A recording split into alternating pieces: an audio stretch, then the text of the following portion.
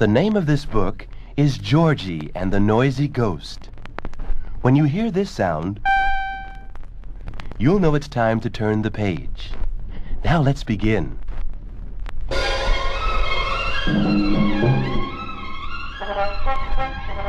Now a proper house has just one ghost, and the ghost who lived in the Whitakers' house was Georgie. Georgie was so little, he was so gentle, he never more than creaked the stairs and squeaked the parlor door, and that was just right. But one summer, Mr. and Mrs. Whitaker rented a house on the beach for the holidays. Everybody came along. Herman the cat, Miss Oliver the owl, and Georgie, of course. They arrived at sunset.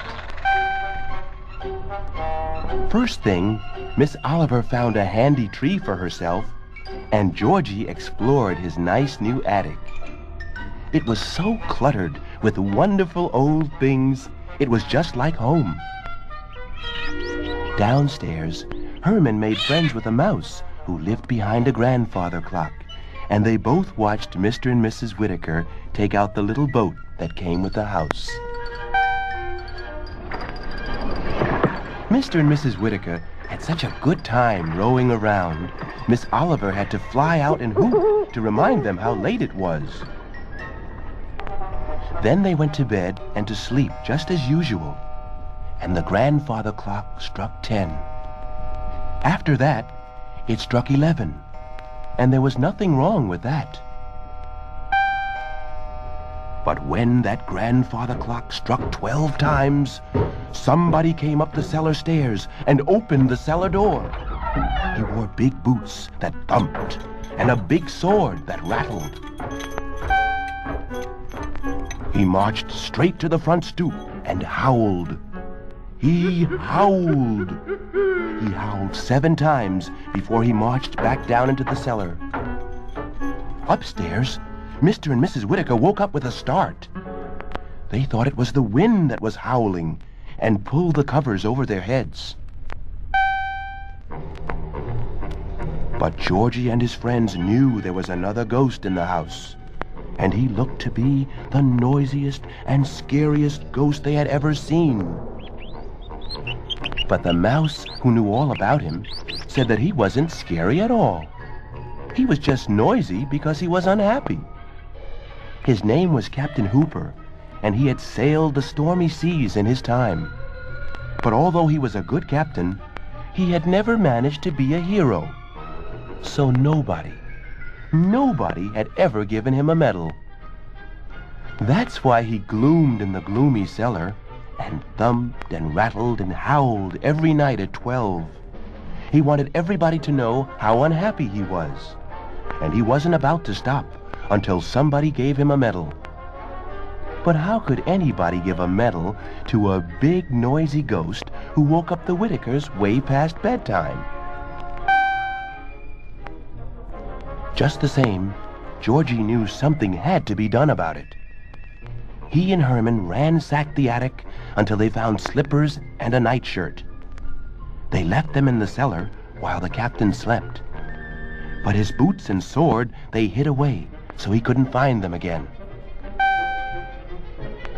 Now that was good, because next night, Captain Hooper didn't thump anymore, and he didn't rattle anymore. But he still howled at the sea because he didn't have a medal. And that was bad, because Mr. and Mrs. Whitaker woke up again with a start. This time, they thought it was a hound dog howling at the moon, and they jumped right out of bed.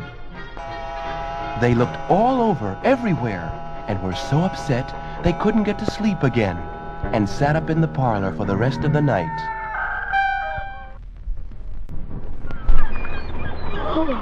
Next morning, they were so tired, they yawned all day long. And when they took out the boat for a refreshing ride in the cool of the evening, they fell fast asleep. That was a fine how do you do. It was a good thing Herman was watching, because that little boat drifted way out to sea. Then black clouds came up, and a thick fog came down, and it grew as dark as pitch. Herman gave the alarm to Georgie and Miss Oliver, and they went up and down the beach, meowing and hooting to beat the band. But Georgie knew that wasn't nearly noisy enough to save the Whitakers.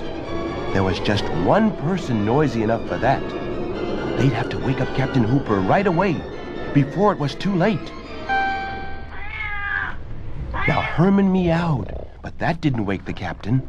Miss Oliver hooted, but that didn't wake him. But Georgie fetched a frying pan and a big spoon. Georgie beat that pan 12 times with the spoon, and that woke up Captain Hooper. What? They told him that Mr. and Mrs. Whitaker were lost in a boat at sea, and that only he could save them. But he would have to howl louder and longer than he had ever howled before. That's just what Captain Hooper did. Far out at sea, Mr. and Mrs. Whitaker woke up with a start. And what a surprise to find they weren't home in bed. But they weren't scared, because they heard the familiar sound that had waked them. This time, they knew it wasn't the wind and it wasn't a hound dog. So they decided it must be a friendly foghorn. And Mr. Whitaker knew exactly which way to row. Now, Captain Hooper wasn't a foghorn, but he was louder. And he was a hero, because he saved the Whitakers. Up in the attic, later on, Georgie himself gave Captain Hooper a medal, and everybody cheered.